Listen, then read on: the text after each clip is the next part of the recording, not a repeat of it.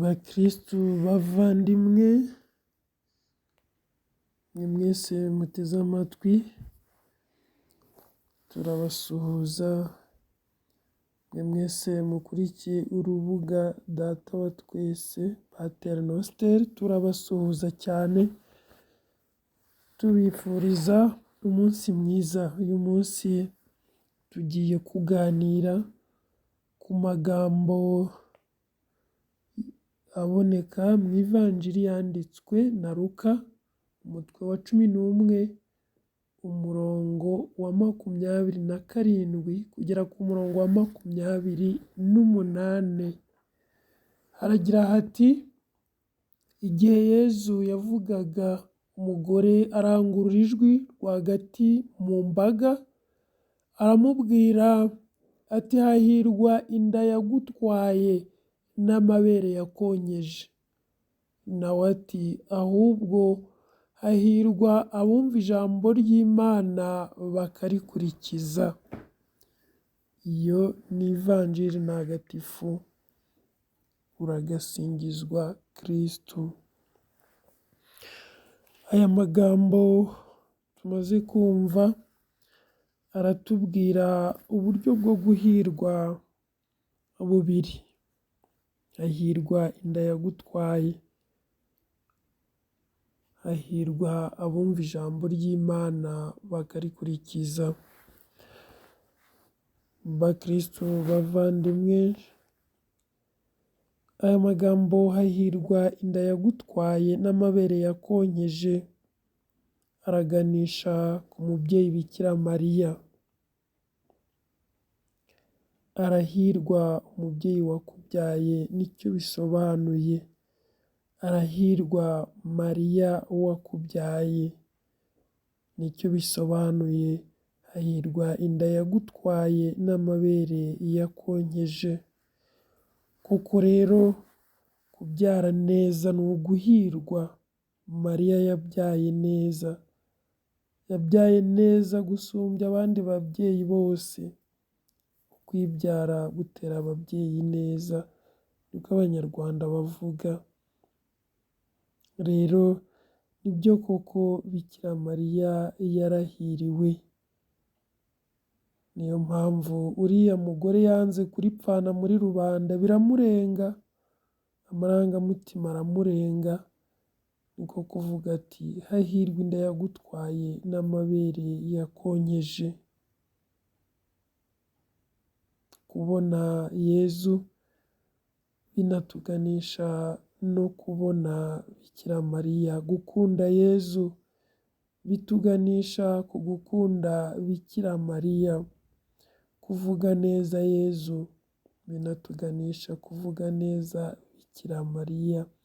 Kuzirikana Yezu bituganisha aho ngaho, kuzirikana uwamubyaye.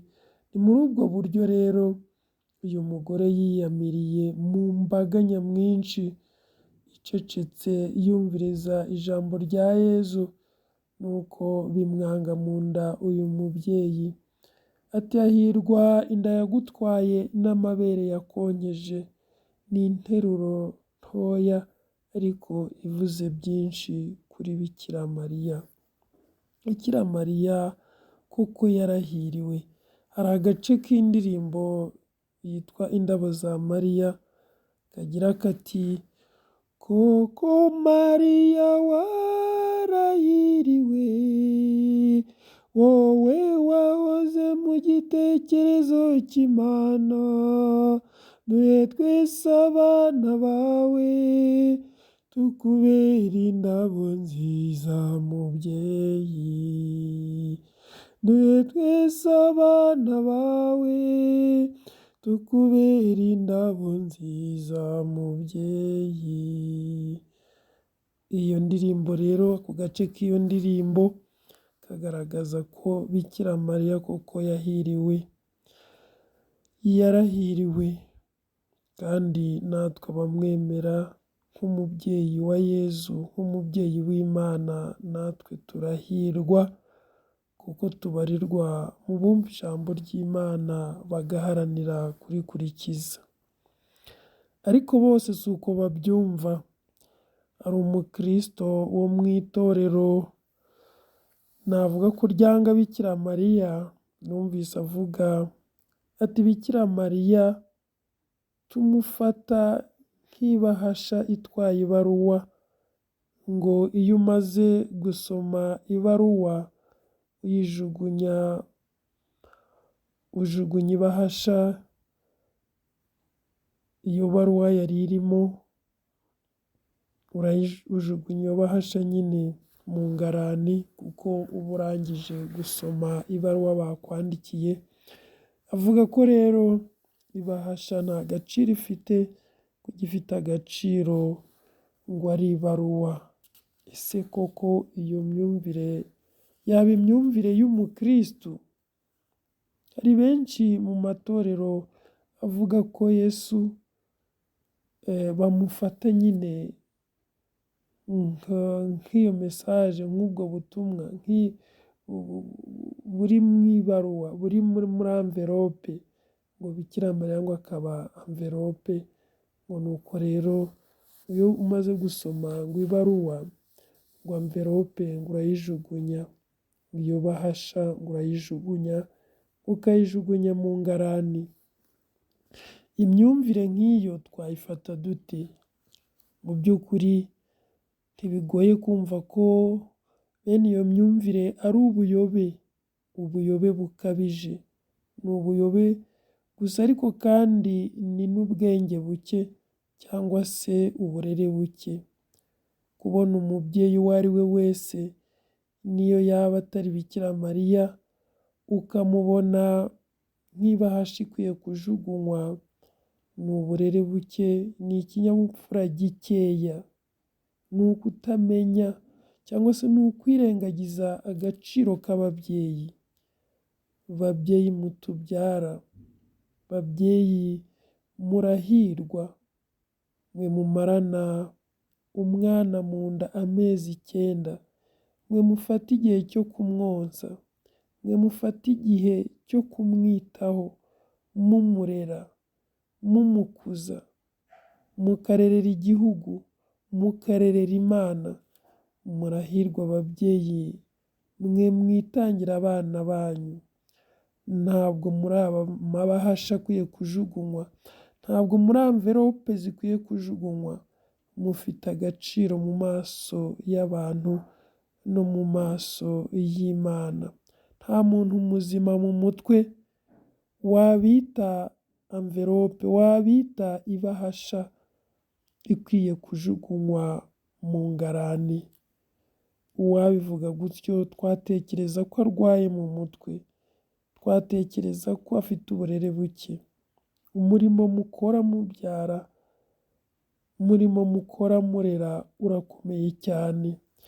Rero hejuru y'ibyo byose mukora hari umubyeyi urenze ababyeyi bose. Murahirwa ariko we arushaho guhirwa. Nicyo cyatumye Elizabeti mutagatifu abwirijwe na Roho Mutagatifu amuvugaho aya magambo ngo wahebuje abagore bose umugisha. Tubisanga muri Luka umutwe wa 2 umurongo wa 42. Uwahebuje abagore bose umugisha ninde? Nta wundi, ni Bikira Mariya. Ni Bikira Mariya wahebuje abagore bose umugisha, kubera nyine yahawe inshingano zirenze zo kubyara umwana w'Imana. Aya magambo rero uyu mugore utavuga izina rye avuga ati arahirwa inda yagutwaye, amabere yakonkeje. Afite ukuri. Kuvuga ngo hahirwa inda yagutwaye n'amabere yakonkeje, bisobanuye mu ijambo rimwe ngo arahirwa umubyeyi wakubyaye, arahirwa Bikira Mariya. Iyi myumvire twayishyira mu rwego rw'umuco cyangwa rw'imibanire y'abantu, uko umwana ashobora guhesha ishema umubyeyi we, uko umwana ashobora guhesha icyubahiro umubyeyi we. Ni nko kubona ko Yezu ari ishema rya Bikira Mariya. Nibyo koko, ukwibyara gutera ababyeyi neza. Umwana mwiza ahesha ishema n'icyubahiro ababyeyi be. Yezu niwe koko uhesha agaciro, uhesha ishema, uhesha icyubahiro umubyeyi we Bikira Mariya. Ibyo ni ukuri, ariko ntitwagarukiraho gusa. Ni ukuri gukwiye gukomeza kumvikana no ku bundi buryo. Ubwo bundi buryo nibwo Yezu atubwira ati ahubwo hahirwa abumva ijambo ry'Imana bakarikurikiza. Ayo magambo aratwumvisha igituma Bikira Mariya ahirwa mbere na mbere y'uko abyara Yezu. Mbere y'uko Bikira Mariya aba umubyeyi wa Yezu, hari icyamuranze kandi iki kimuranga: kumva ijambo ry'Imana no kurikurikiza. Hahirwa Bikira Mariya we wumva ijambo ry'Imana kandi akarikurikiza. Tuzahirwa natwe nitwumva ijambo ry'Imana tukarikurikiza. Ubwo nibwo buryo tuzagaragaza kandi ko turi abigishwa b'ukuri ba Yezu Kristu. Kumva ijambo ry'Imana no kurikurikiza. Ibyo ngibyo Yezu abigereranya no kubaka inzu ku rutare. Ngo imvura yaraguye, imivu iratemba, imiyaga irahuha bikoranira kuri ya nzu, byiroha kuri ya nzu, ariko ntiyanyeganyega kuko yari yubatse neza. Matayo umutwe wa 7 umurongo wa 24 kugera ku murongo wa 27.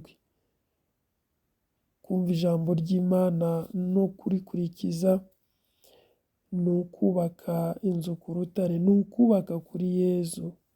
Urutare ni Yezu. Bavandimwe, twubake kuri Yezu dukurikiza icyo atubwira. Twubake kuri Yezu turebera ku mubyeyi Bikira Mariya, we wakurikije icyo Imana imubwira gusumbya abandi bose. Arahirwa koko. Marayika Gaburiyeli nawe ayo magambo hari uko yayavuze, amwita umutoni w'Imana. Ndakuramutsa mutoni w'Imana. Ayo magambo ya marayika nanone yaganisha ku guhirwa. Gutoneshwa n'Imana ni uguhirwa. Tuzaba abatoni b'Imana natwe nitwumva ijambo ry'Imana tukarikurikiza. Ijambo ry'Imana turisanga mu byanditswe bitagatifu, turisanga muri Bibiliya. Tujye turyoherwa naryo, turisome kenshi, turizirikane, turirangamire, ridutungire ubuzima, ridutungire roho zacu. Yezu atubwira ko nitwumva iryo jambo ry'Imana tukarikurikiza nk'umubyeyi Bikira Mariya, natwe tuzaba duhirwa. Reka mbifurize amahoro ya Kristu. Amahoro ya Kristu abane namwe, kandi Yezu ni muzima. Mwari kumwe na Padiri Ferdinand. Mbifurije umunsi mwiza.